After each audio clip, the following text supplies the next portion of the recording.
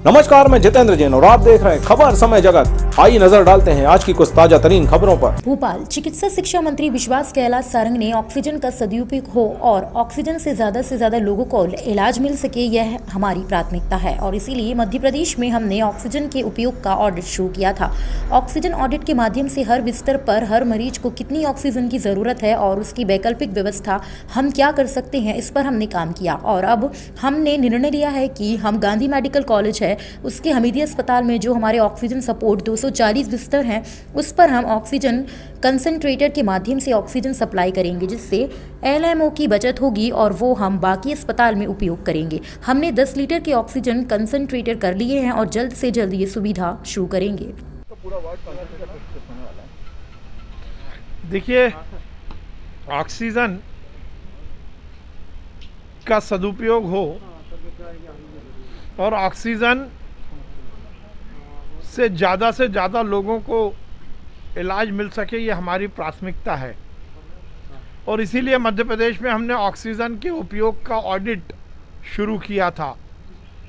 Oxygen audit के माध्यम से हर बिस्तर पर हर मरीज़ को कितनी ऑक्सीजन की ज़रूरत है और उसकी वैकल्पिक व्यवस्था हम क्या कर सकते हैं, इस पर हमने काम किया और अब हमने निर्णय लिया है कि हम जो हमारा गांधी मेडिकल कॉलेज है उसके हमीदिया अस्पताल में जो हमारे ऑक्सीजन सपोर्टेड 240 बिस्तर हैं उस पर हम ऑक्सीजन कंसंट्रेटर के माध्यम से ऑक्सीजन सप्लाई करेंगे, जिससे हमारी एलएमओ की बचत होगी और वो हम बाकी अस्पताल में उपयोग करेंगे।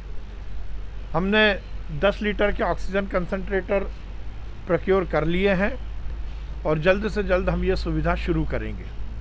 उसके साथ होगी जो कि हमारे यहाँ हम आईसीयू बिस्तर को बढ़ाने में उपयोग कर सकते हैं। उसके साथ ही हमने निर्णय लिया है कि हम प्रदेश में सभी मरीजों का पेशेंट ट्रीटमेंट ऑडिट करेंगे और उसके माध्यम से क्या कुछ पेशेंट में इन दिनों में किन दवाइयों का क्या असर हुआ है और क्या प्रोटोकॉल में परिवर्तन किया जा सकता है, इसको लेकर भी रिसर्च होगी।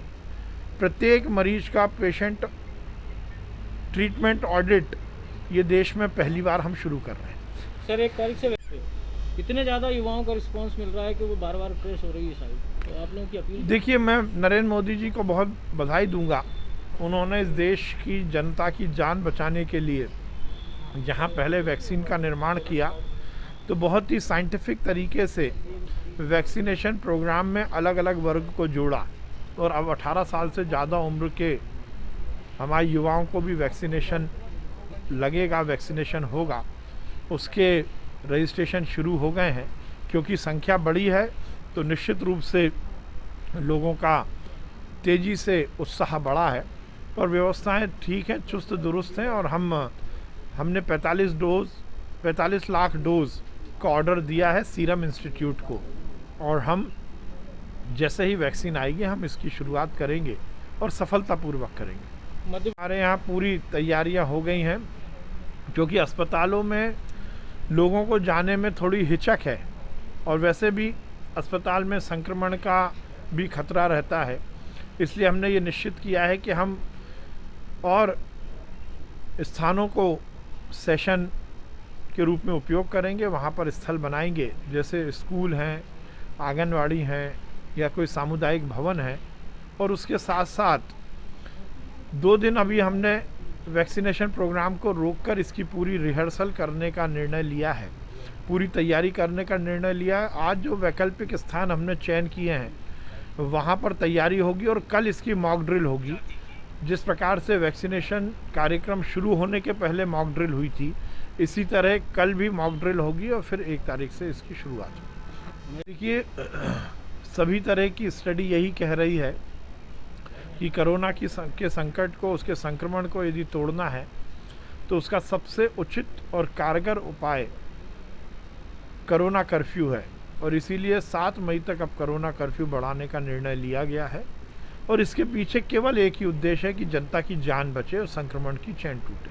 तो इसका टोटल लॉकडाउन की तरफ भी विचार हो? टोटल लॉकडाउन की तरफ जाने का भी सरकार का कोई विचार नहीं है, कोई निर्णय नहीं है। कोरोना कर्फ्यू जनता के द्वारा अनुशासित हम स्वयं लागू करें, इसी की ओर सरकार का जोर है। भोपाल से खबर समय जगत के लिए संवाददाता शक्ति भारती की report. For latest news, subscribe to our channel and press the bell icon.